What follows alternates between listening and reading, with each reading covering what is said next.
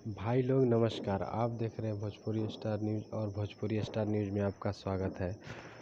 तो आज आपको एक बहुत बड़ा अपडेट देने वाला हूं, जो वेब म्यूजिक से खेसारी लाल यादव जी का गाना आ रहा है और वो फिल्म का गाना है, जिस फिल्म का नाम है बोल राधा बोल। तो बहुत ही पारिवारिक फिल्म है और वो फिल्म हॉल में लगा हुआ है।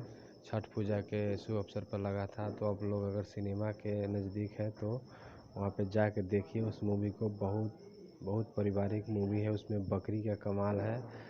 आप लोग देखिए उस मूवी को। और उसी मूवी का ये गाना है जो बहुत ही मस्त गाना है, मेरी गोदिया में सूतल रहे, मेरी गोदिया में सूतल रहे।